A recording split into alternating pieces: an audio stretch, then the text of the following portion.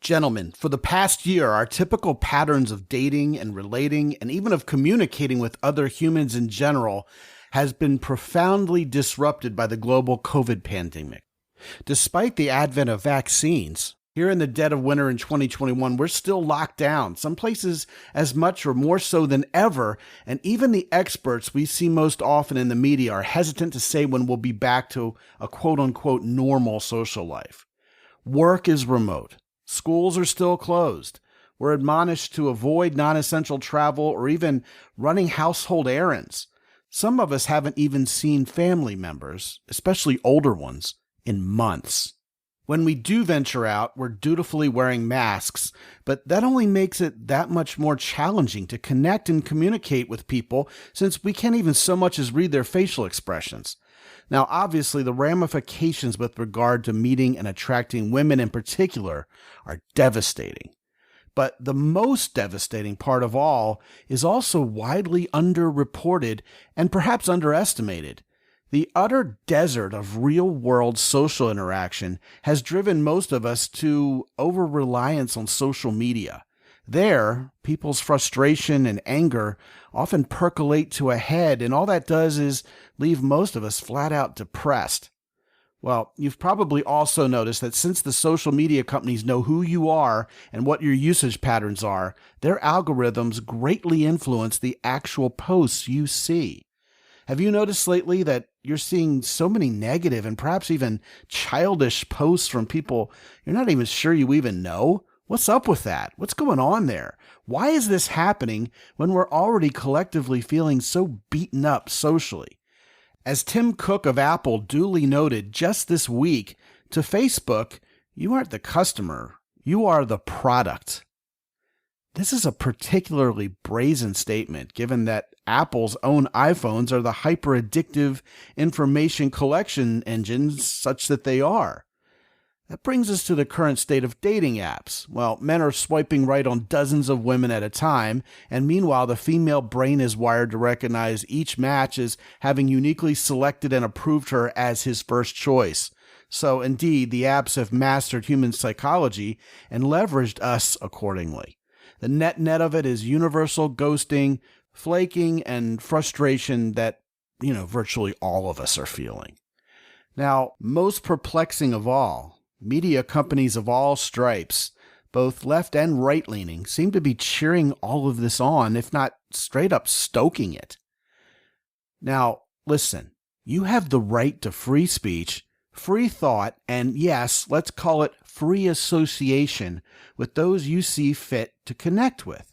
This means you can escape the echo chambers and boldly decide who to make friends with. People like you, people different from you, interesting people, new challenges, new horizons, new social circles. And I'm here to tell you that what you see online does not necessarily reflect what's going on in real people's minds in the real world. Men and women, feeling a bit more on edge than before, really do want to socialize and be good and decent to each other. People of all races, ethnicities, and creeds, too, despite the media's fear-mongering. Now, guys, stay tuned for a real, visceral take on real live connection with other human beings, especially women. This is a mission-critical episode that couldn't be more timely given the current connection crisis. My guest is human connection expert Pete Bombaci. Here we go.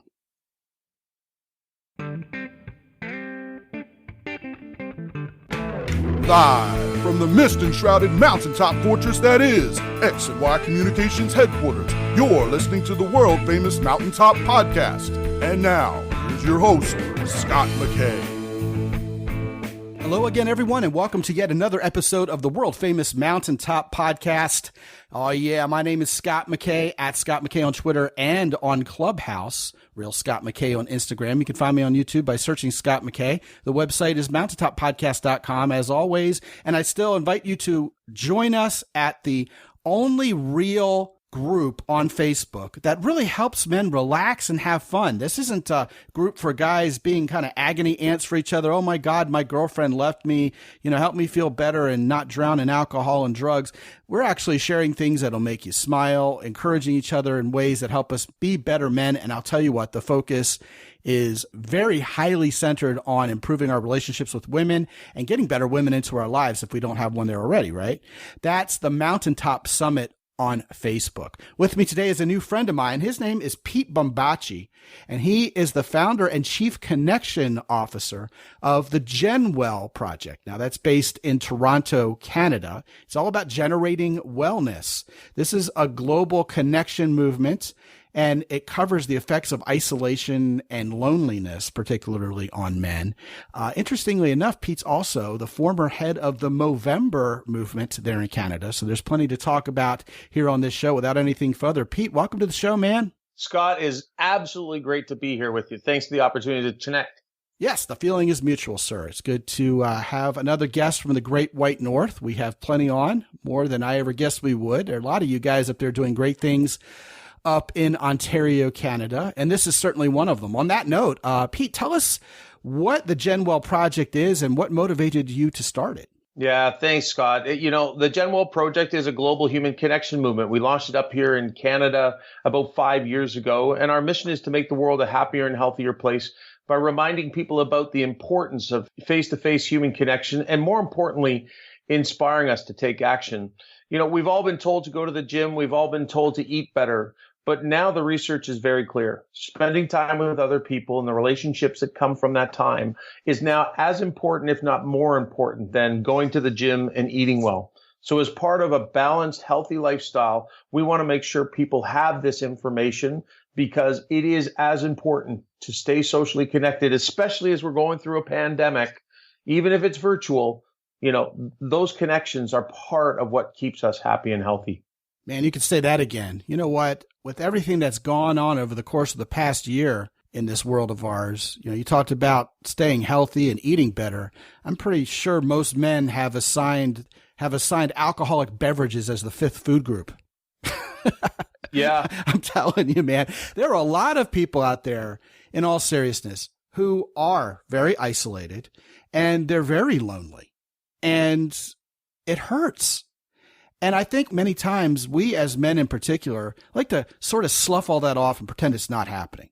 Like, we're too macho for that. We're too manly for that. I'm a real man. I've got to kind of buck up, little buckaroo, and get over this thing. And yet, I have to tell you, Pete, I want your opinion on this. I don't think all of this is brand new since COVID came around. A couple weeks ago on this show, we talked about being so driven that all you can think about is compiling more wealth and making even greater strides towards whatever you're trying to conquer in this world, bigger, faster, more. And guys forget to stop, smell the roses, hug their kids, tell them a story at night, even get a woman in their life and, feel some softness and some love here and there. And men just seem like they have a real issue with this. And if anything, COVID and, of course, the political melee of the last year, especially here in the States, and I know you guys in Canada are greatly impacted by that also, it just has made things that much worse. And yet men still seem to be sort of in denial about their own personal needs in that regard, right? Oh, Scott, so much to say. So much to say, my friend. We've lived in the greatest growth era of the history of the world since the Second World War. And at the same time, we created the most individualistic society in history. We built bigger houses for smaller families. We built bigger backyard fences. We built shoeboxes in the sky.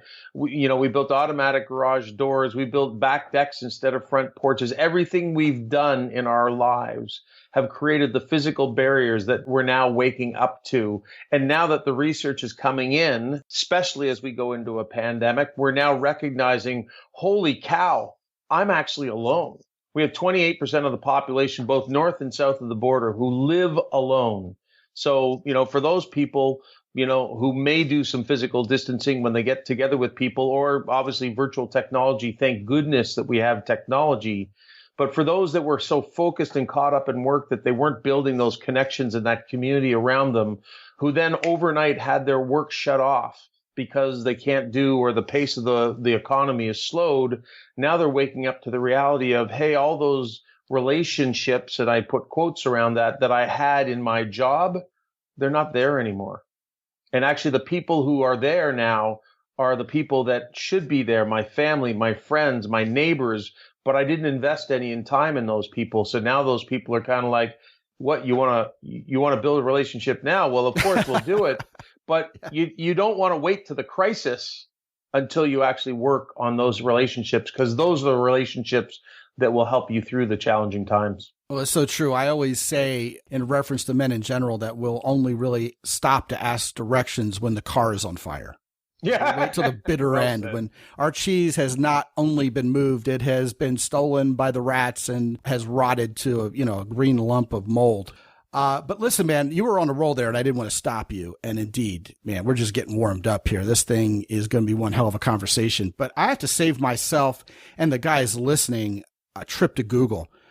What on God's green earth, Pete, is a shoebox in the sky? Is that a Canadianism, or am I just, missing out on something? I got FOMO here. I'm just talking about apartments and condos and, okay.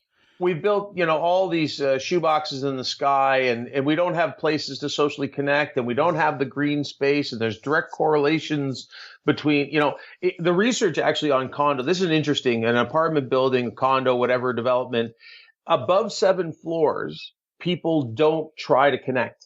Below 7 floors, people try to connect, and it's because they look at it and it looks overwhelming above 7 floors. There's just so many people that they don't try. Yeah, I guess Sesame Street ain't no skyscraper. Yeah, exactly. And so, again, interesting for us all to recognize this. Where are the places there where our community is likely to happen, and where might we want to make an effort to build those connections that, if it's about meeting a lady, or frankly building any type of relationship, because those relationships will result in you being happier and healthier. And maybe it's the happier and healthier first that will be the attraction to a lady later. I think it's fascinating that you cited that study that shows people don't connect as much when they're in a high-rise building. Because I've heard for years that there's this incredible amount of loneliness that seems to increase in scope as a metropolitan area gets bigger. Like, so many people, I guess introverted types, people of that personality type, will live in a city like New York, like in Manhattan or Hong Kong, which is a high density of people, and just feel like they're alone. Like, they're just in a sea of cold, empty, unfriendly faces, and they really don't know how to make the breakthrough. It's like when you're faced with so many choices, you don't make any choices. You know what I mean? Yeah. You're kind of just overwhelmed. You kind of like a dog chasing your tail until you fall down, or else you're just so completely intimidated by the whole social thing that really you just go home and watch TV. Yeah, I think you touched on it a little bit at the start of the show, and I think what it really reflects on is, we've got the increased density, but we also know that living in big cities takes a lot more work, because you got to create more income in order to achieve and to sustain a lifestyle in the major metropolitan areas. So what happens is we all run around connected to our phones. We're at the office 10, 12 hours a day. So between, being on the subway, looking at our phones, working all day, not finding time, barely eating, no time for exercise, and you wonder why we feel so disconnected in those areas. I think when you really look at the lives that we've created, and I think the pandemic has many silver linings, and one of them might be the wake-up call to, holy cow, I wasn't even happy, living and going at the pace I was going, and not being connected to people. The shoebox in the sky, the apartment building, the condo, you got 1,000 people around you right in the space you live, and yet you don't make the time to say hello to anybody in the elevator. You put your head in the phone. You don't make the time to even talk to the people on your floor. We've lost the habit, and that's what the GenWell is trying to do. Educate people on how important it is to connect. And now let's give them some reasons to make it happen, including our GenWell weekends, which are just weekends where we want to catalyze people to take action. Because some of us need an excuse to knock on our neighbor's door and say, hey, how are you, Scott? I see you once in a while. You want to have a coffee sometime? Let's go down to the lobby. Let's have a chat. I'd love to hear more about what you're up to. That would sound so intimidating to so many people this year. It'd be like, man, that muscle has atrophied. I don't even I wouldn't even know how to start there anymore. And, it's funny because I've said on this show before, at the early stages of the pandemic, we're going to roll back the clock, and we're going to check up on one of my predictions and how well I did. Okay. Back in March or April on this show, I was like, yeah, well, after people have been isolated for a while, they are going to be champing at the bit. Okay, like rabid horses, to get out there and be social and make friends again. Even people who were putting that off and thinking, you know what, maybe that wasn't important in my life. They're going to be so excited to get back out there once the all clear is sounded and they can actually go back out and be social. Boy, was I wrong.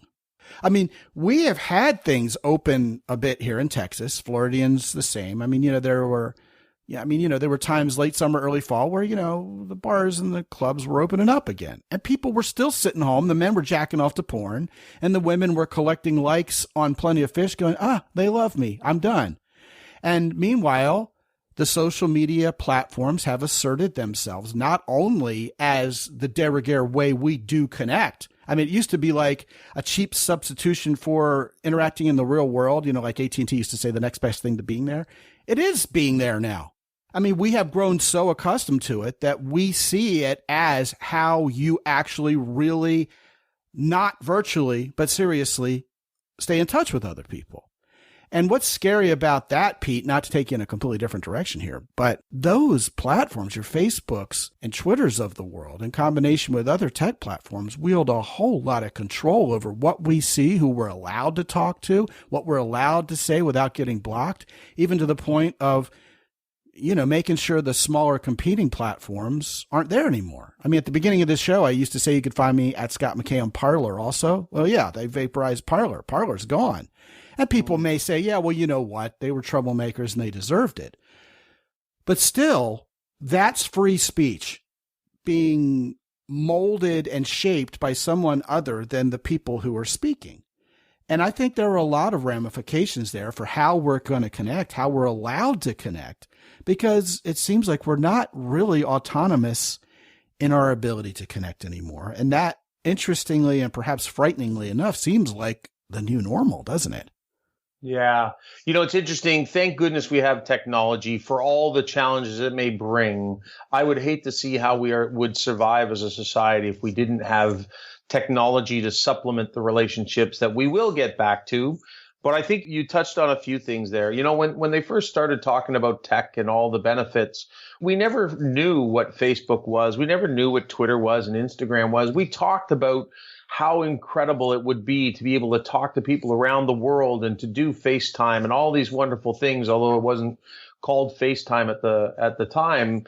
This is what the books all talked about, were all the benefits. And now we look back and we now reference the unintended consequences, the fact that people are scrolling hours and hours, 24-hour news media, always selling the negative, always selling the crisis. And the reality is, our movement is about human connection, but we're not anti-technology. What we all need to understand is that there is some value in technology, whether it's education, connecting with people, but you have to find the balance. And the balance comes when we understand, we get the knowledge about what the negative implications are to spending so much time, whether it's on social news channels, getting into some tribal type things that are specific to, whether it's a political thing or whether it's other aspects of life.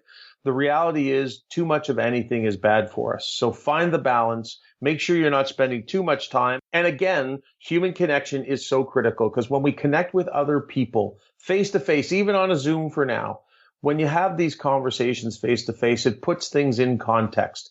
If you're saying something that people think is crazy, hopefully your good friends will call you out on it. If you're thinking about doing something, it could be negative to yourself or negative to somebody else. Maybe somebody else will say, hey, Scott, maybe that's not such a good idea. When we get into our own heads, we don't tend to tell ourselves the good things, the right things, and all those things.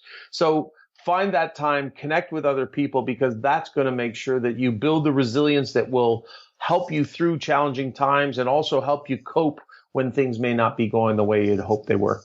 Yeah, for all my ranting, I'm still on Twitter and Facebook, talking to my old buddies from high school and college who I never would have even known if they still existed or not, apart from these social media platforms, right? So yeah, you make a great point there. I think leveraging the good of technology is a terrific thing. I mean, here we are on FaceTime. You and I were talking face to face on Skype before we clicked record on this particular program. And I remember back in 1995, I worked for a company that had a public video conferencing room, with the big Tandberg machines, and it hardly got any use. I mean, people were like, why would I need to see this person on the other side? My God, I'm going to have to do my hair and this, that, and the other. I even remember the TV commercials making fun of video conferencing. But, much like people allegedly not wanting to hear actors talk, we did want to see each other. We did want to connect with people. We did want to see each other's faces and get to know each other visually rather than just hanging on the phone. I don't even have a whole lot of phone conversations anymore. It's usually video or just quick texts between each other. So, I mean, yeah, connection itself really has taken on a whole new flavor. I mean, a lot of people aren't going to visit their elderly parents, so FaceTime is a godsend there. Connection really has had to bend and flex a little, especially within COVID. But again, I'm just, worried about what the new normal looks like here. I'm wondering if we've learned bad habits. And I think the other thing that goes along with that is, a lot of these guys, they would love to connect with women the few times they're venturing out into public to buy groceries or whatever, but they're all behind masks. I mean, you can't read people's semiotic facial expressions and, we're all abiding by the mask mandate and being good little boys and girls. But wow, is it hard to meet women when they're wearing masks? It's rough. Yeah, I think you called out something really important, Scott, and I love the way you laid it out, which is initially I think we all were excited about getting back to connecting. But, it takes, you know this better than I do. How long does it take to create a habit? 6 weeks? Well, we're long beyond 6 weeks now. And so our habits are now social media. Our habits might be technology. Our habits may be, some drinking, drugs, other things that might be leading us down wrong paths. Because right now, the coping mechanisms of hanging out with your friends, having a chat, going to see a therapist, having a coach, all these things that we usually have in our lives are gone. And now our routines have adjusted. And getting out of that routine, because this is what people desire. I read a study in the Wall Street Journal a while back. In most lives, 70, 80% of people's lives every day is routine. And that's what allows us to cope with the 10 to 20% of our lives when things hit the fan. You can cope with that 10% when something doesn't go that right way. But right now it's flipped. When 80% of your day isn't really normal, and this is all different than ever before, and only 10 or 20% is actually routine, this is when we struggle. And when we go back to the post-pandemic time, we're going to have to retrain ourselves to go out. Yes, we're going to want to connect, but it's not going to happen overnight. And certainly through, with vaccinations and other things, based on the way things are going, and the fact that we still need to wear masks beyond it and wash our hands and all those things, we're not getting back to the 50 and 100 people in our house or in our backyard anytime soon. So we need to really cherish the relationships that we have with the people in our community, whether that's family, friends, neighbors, people around us that make us happier and healthier, make us live longer. Maybe some of the relationships that we didn't see the value in before, but now we recognize just how important they are to our lives. Yeah, you were talking about balance earlier, and I think that strikes right to the heart of it. I mean, we're going to have to learn new habits. We're going to have to realize that sober judgment tells us certain things are going to be different than they were in the past, but we don't have to throw the proverbial baby out with the bathwater. It isn't either or. Sometimes it's going to be both and. I have to be a little bit more careful, but I also have to get out there and meet people again. You were talking about how most people's lives are built around rote habit and having a certain routine that they follow. I remember, and I couldn't help but be reminded of my first day when I went to work for Lucent Technologies in 2001, and I considered it my dream job. And I just casually asked one of my new coworkers, making friends, playing nice, and wanting to fit in. I said, "Hey, what's it like to work here?" And a guy looked at me with these eyes that just were of a man who's been beaten down by years sitting in a cubicle. He said, "It's weeks and weeks on end of brain-numbing, crippling ennui, punctuated by 10 minutes of pure terror. Welcome." I go, "Well, thank you very much. I'll Thanks for the good advice. I appreciate it. He goes, you're welcome. And he, put his head back down on his desk. Nobody liked that guy or invited him to lunch, but I always remembered exactly what he said to me. And I was thinking to myself, oh God, what have I done? And 2 years later, when I got laid off after closing a $400 million deal, because I closed a $400 million deal, I knew exactly what I'd been fearing all along, but that's a topic for a different time and a different place. Listen, man, COVID is going to change us. It already has changed us. And we as guys, like I said, Pete, man, we're so bad at seeing our own warning signs and having that wherewithal to even admit, you know what, it's time for a little self-love around here. It's time to check in with myself. And it could be because we're macho. It could be because, we're leaders, we're providers, and we're protectors, and we want to give everything we've got, leave it on the battlefield, and do everything we can for those we love. I mean, those of us who are fathers and husbands out there listening to this show, we know that we come last. And I think sometimes, though, we got to kind of look at it like we're on a flight that just decompressed, and we got to put our mask on before we can help anybody else out. And there we go with the masks again, but this time in a different context. Yeah, I think it's a great comment, Scott, because we need to recognize the role that men have played is shifting dramatically right now. And, if many of us have created our lives revolving around status and the amount of money that we got and the titles that we had and all the things that were commonplace for the last 100 years, well, whether it's because you lose a job, whether it's because you had to shift to contract work or you're in the gig economy, the reality is a lot of the things that used to be the center of our being are going to disappear.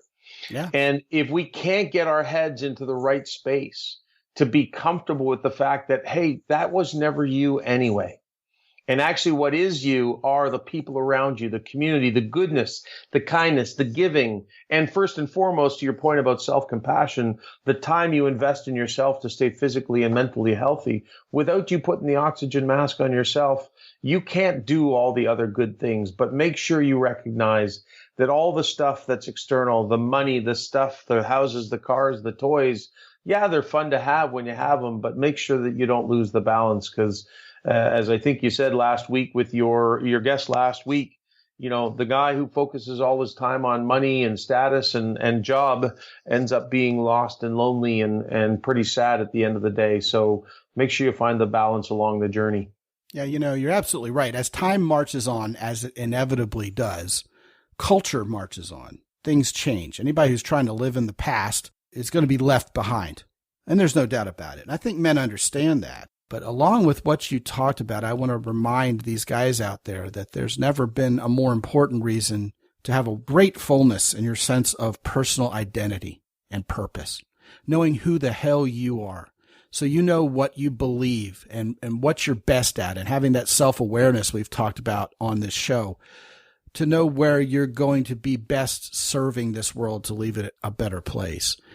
And that way you don't get blown and tossed around by technological changes or cultural changes or pandemics so much. You can stay grounded in that. And yeah, indeed, it's often been said that you are the average of the 5 people you hang around the most and, various and cool little fun, quippy platitudes like that. But there really is truth to it. And when you're isolated and you don't have anybody around you, you're really only going to be left to be the sum total of yourself and hanging around with yourself. And what creeps in there are those externally manipulated influences from media, social media, politics, et cetera, et cetera. And that's where it really gets dangerous. I'll tell you what, though, lest we make this yet another COVID episode, I got to tell you, this week I stumbled across a blast from my own past, which was an MTV video that was extremely popular in the heyday of music video rotation at MTV. And it was the classic one, Rock the Cradle of Love by Billy Idol. And if you guys have never seen that video before, it's worth whatever 15-second or 30-second ad they put in front of it because it's just amazing. And really, honestly, the primary message I was left with was, this isn't something new. I took that video and I posted the link to it on the Mountaintop Summit Facebook group and got a lot of laughs because I captioned it, almost every man writing to almost every woman online. And I can elaborate on that caption in a second. But the point of the video, if you've never seen it before, is it's this 80s era yuppie who lives alone in his apartment with wine and art and all kinds of nice things. And he's buried in his work on his Mac computer trying to write something. And he's got a deadline and he's got the wire rimmed round glasses and he looks like a bookworm. And he's just keeping to himself. He's got oyster pails from Chinese food, laying around the apartment. And, it's just typical 80s yuppie stuff. Upward mobility is all that's on his mind. So this little chick knocks on his door who's dressed just sexy as hell. She is sexy as hell. And she throws the music onto his stereo and takes over the apartment and proceeds just to do the most incredibly sexually provocative things with just the most badass, I am woman, hear me roar attitude you've ever seen in your entire life. And the guy is horrified to the core, not only of her, but of what's happening to his apartment. And it's like, oh my goodness, my wine, my art, this, that, and the other. And he's so worried about his stuff that he's got a horny girl who's hotter than hell basically coming on to him in his own apartment. And he just doesn't know what to do with it. And by the end of the video, she's still incredibly confident and he's been frazzled, basically to an ember.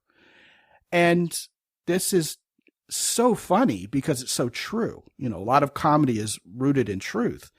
And of course it's a caricature, but so many guys are so focused on achieving and bigger, faster, more, that they don't know how to relate to a pretty girl. And they would like to relate to a pretty girl, but they don't even know where to start. They don't know what to do. I mean, should I just be nice to her? I mean, my God, she seems like she's hinting at wanting to be kissed here or whatever. And I'm just nonplussed. I'm just at a loss. And I think all of that is syndromic in combining a whole lot of symptoms of exactly what you're talking about. And I think that video is just a fantastic example of it. And you know what? I'll link to it in the show notes, as mentioned on this show for sure. But that whole idea, what do you think? You think this is something that's just been conspiring within our nature, has driven men all along to keep us from the relationships we want, or kind of skewing our priorities from the touchy-feely stuff to the hard work, drive stuff? It's I just finished the Science of Well-Being course at Yale through Coursera, which is being offered free and run by Dr. Laurie Santos. And I think this course, I recommend it to any one of your listeners to go check it out. It really just indicates that our brains tell us that the X is what we want, and that's what's going to make us happy. And our brains are really screwed because the research is very clear. Everything that we grow up thinking is going to make us happy. And to me, happiness is the attraction. Happiness is the magnet. You will find that relationship that you're looking for when you become happy, when you become fulfilled. And you touched on it. The top of Maslow's hierarchy is all about self-fulfillment and finding your purpose and recognizing that life isn't about you, but maybe what you can do for other people. When you put all the right gasoline in your engine, when you are filled with purpose and kindness and giving and all these other things, yes, we all need to make a living, but we need to make sure that we're finding those other things. This course highlights how screwed up our brains are into what we really need to make us happy and healthy. And once we understand it, Scott, I think the community that you're looking to attract, whether it's chicks, whether it's, all the other goodness that we want in the world, it's the universe. It just starts to happen because when you walk around with a big badass smile on your face every day because you're happy inside and out, it's amazing what wants to come your way. And what's more, you can now put studied at Yale on your resume. Yeah, well said. Yeah. Maybe that'll attract some followers. Yeah, and some women, right? Yeah. I'll tell you, it's interesting to hear you combine the elements of happiness and purpose in terms of what ultimately conspires to create fulfillment. Because I've heard some very smart people say, hey, you should stop trying to be happy and focus on purpose instead. And then I've heard other people say, you're so driven and trying to do more and so focused on your purpose that you forget to just relax and be happy. I've almost always heard that as an either or dilemma. And you just combine the two of them, which I think is incredibly powerful, frankly, Pete, because you made perfect sense while you were saying it. So maybe there's something to it. I love it. Yeah, thank you, Scott. And it's the way I kind of live my life. And Maslow's hierarchy has been kind of I kind of look at it as my roadmap. And I paraphrase what he says: mental and physical health, love and belonging, contribution or work, aspirations, and giving back. And the reality is, if you focus on any level in Maslow's hierarchy too long, life, it creates the stress.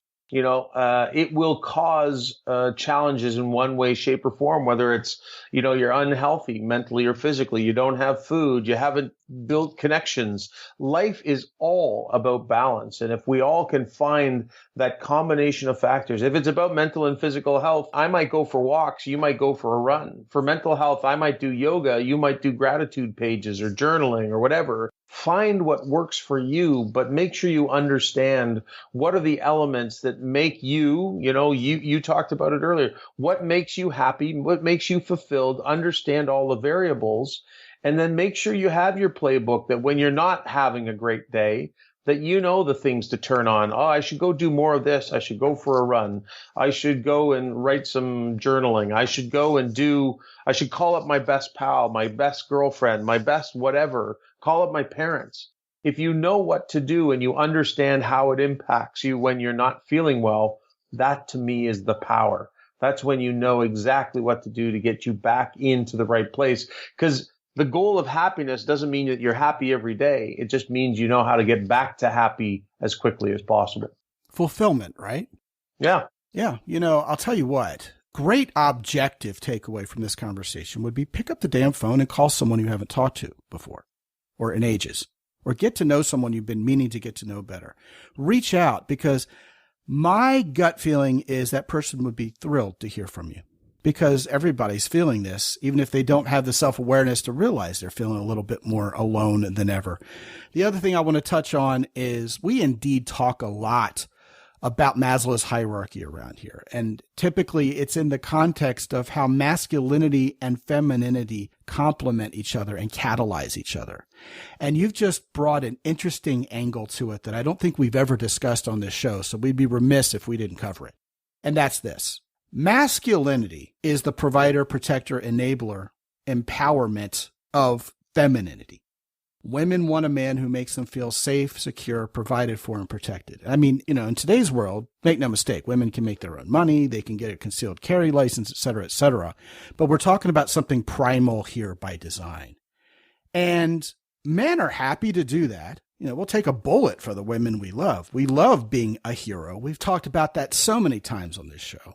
And I think guys are also used to hearing me and my esteemed guests talk about how women just want to have fun. They want to play. They want to bring comfort and joy and fun and the party and hospitality to us. But where I think a lot of guys fall short is not understanding our need for what femininity offers to us. Now, I wouldn't go so far as to say women are directly responsible for the loftiest peaks of the Maslowian pyramid, like self-actualization and whatever. But that dance of making our woman feel safe and provided for in her femininity so she can in turn provide her feminine gifts of fun, comfort, and enjoyment back to us.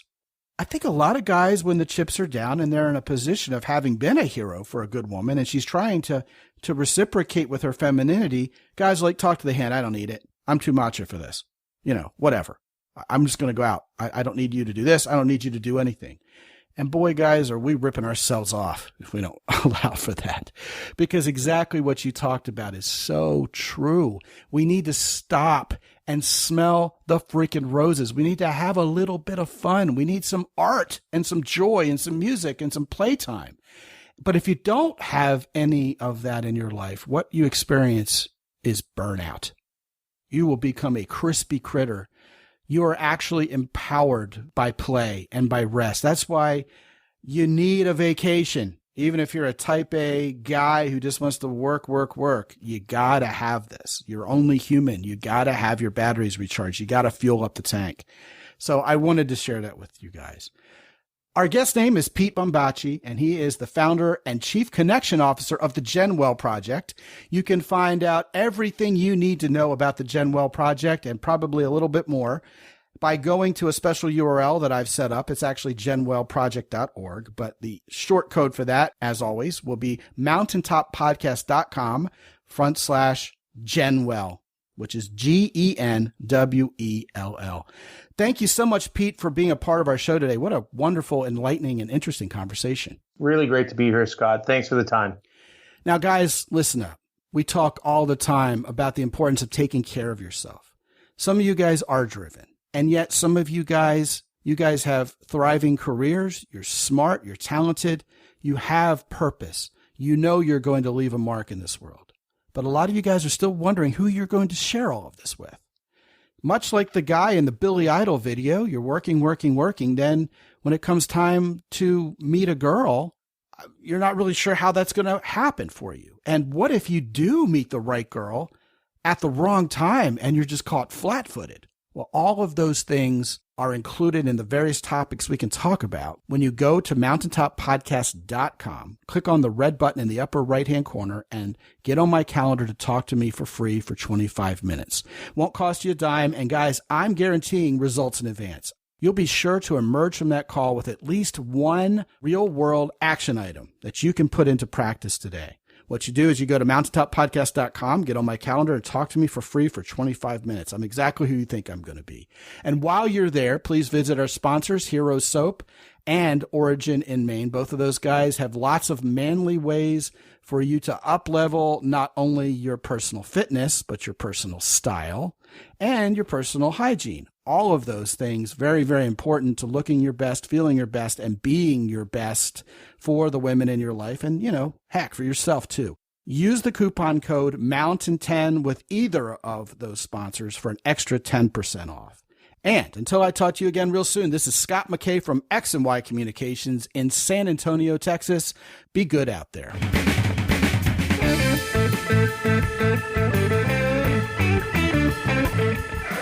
The Mountaintop Podcast is produced by X&Y Communications. All rights reserved worldwide. Be sure to visit www.mountaintoppodcast.com for show notes.